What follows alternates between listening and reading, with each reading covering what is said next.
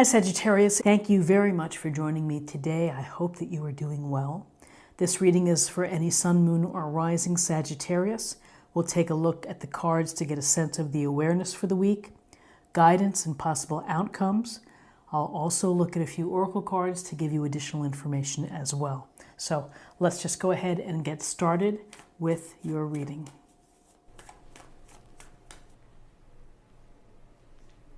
Okay, so we have the Two of Cups. Interesting, we had that yesterday. The High Priestess, Major Arcana, and the Eight of Pentacles. So the Two of Cups, we see the two porpoises jumping out of the air, a gold porpoise and a silver one, bottled nose, and it looks like they're about ready to kiss. We see two cups overflowing. And here in the middle, hard to see, but it's a symbol, the feminine symbol. So porpoises are very interesting creatures because they are highly intelligent. They're very playful. And they're quite randy. And so they're having a lot of fun when they're not reproducing. They still like to have that quote unquote fun. So, there's a lot to be learned from the porpoises and the dolphins with the Two of Cups, which is really finding relationships and building and developing relationships that are significant, that have depth, that are peaceful, have harmony, there's equality. It's like a meeting of the mind, and it brings such a rich emotional fabric to your life. A sense of purpose. It just is very enlightening to who you are when you're able to connect on that deep emotional basis. And so the Two of Cups brings forth the potential of meeting someone that could really change your life, and change your life for the better. It can be transformative. It could be a very significant friendship, but often related to relationships and love. And it's the type of relationship where you're okay with negotiating, with compromising, with the give and take. It just seems to be seamless, where you fit well together. And you're not afraid to express your emotions to that person, and thus the overflowing cups. It's again an emotionally rich and fulfilling relationship. So if you're looking, keep your eyes open, put yourself in situations to meet people. If you are partnered up, then this can signal enhancing that relationship, improving it, rekindling. So then we have the High Priestess. And we see this beautiful High Priestess here. She's walking in between the two columns. She's got the books on the floor. She's holding the scroll. And this is about stillness, and this is about seeking information from yourself and digging deep within, diving deep. It's really connecting with your intuition, your inner voice, your subconscious. And so with the High Priestess, it's give credence to your dreams, dream analysis, to taking the time to meditate, to pray, maybe just listening to music, but finding the stillness in whatever way you can, your little private area of the house, for you to have a moment where you can just collect and to really kind of think about what you're feeling, the hunches that you have, the instinct, just the things that pop out. We all have those things that just kind of just randomly hit us, and we're like, where did that come from? Well, it came from deep within, more than likely. So these messages are important to listen to. And, working on yourself, when you work on yourself and you do that deeper dive, you sometimes find things about yourself that you may have kept secret. And sometimes it's nice to bring it out into the world and to share it. Hidden talents, hidden abilities, your deepest feelings perhaps. So there's a sense here of, again, of doing a little bit of work on yourself so that you can,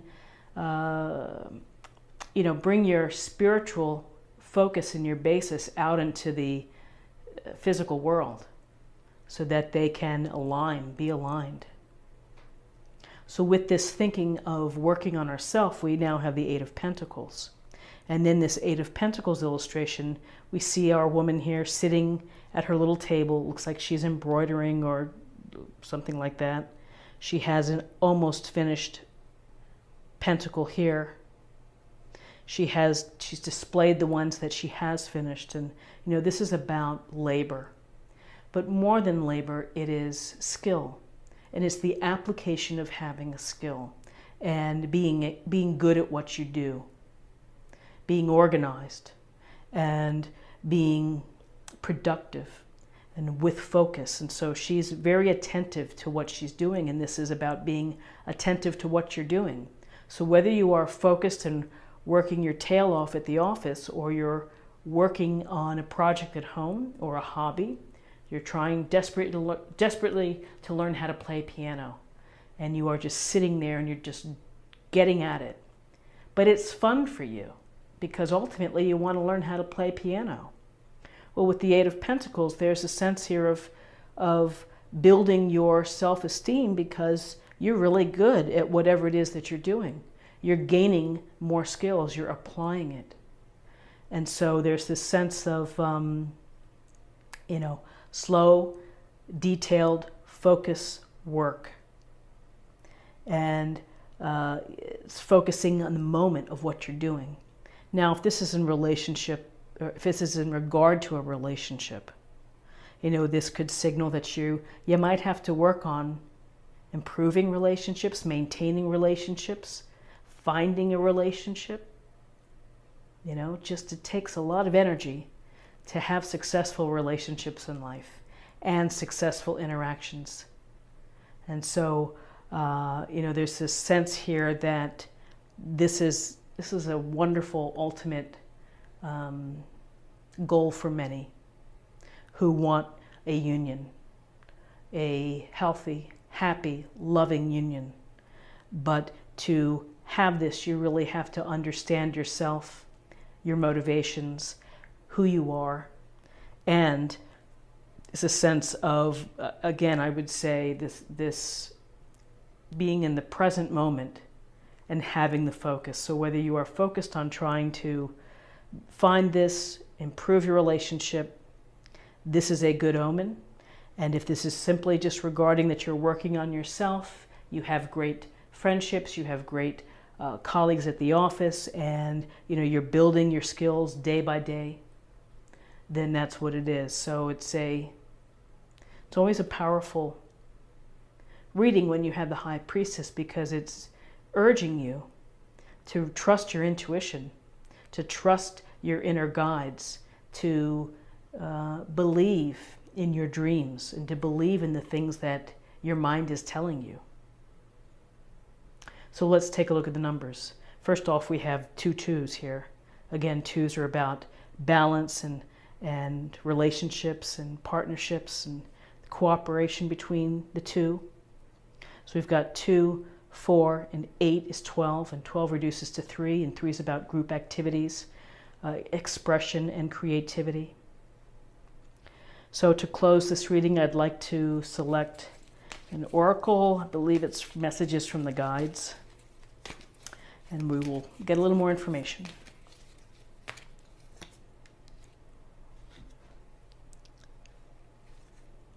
Practice moderation. So interesting, sounds like it's a temperance card, but practicing moderation is just, let's face it, it's just good general advice, is don't go to extremes. Even though she's working really hard here and focused, you can't overwork yourself. You have to take a break. You have to honor your health, your time. You have to get the right type of sleep, the right food, enough water. I mean, you know this. I don't have to tell you this. So moderation is simply, again, I would say coming back to being in the present, focusing on the present. Each day, try to do what's best for you in terms of your practices, and whether it's yoga, meditation, quiet reflection in a chair, or simply reading.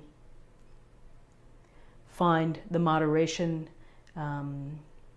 perspective that works best for you. So I hope that you found something helpful today. If you did, please subscribe and leave a comment. In fact, I'm going to ask a question of you all to leave a comment today, and that is, if you were stranded on a desert island, what tarot deck would you choose, and what oracle deck would you choose to take with you? You can only have one of each. So let me know in the comments, and I hope I will see you tomorrow.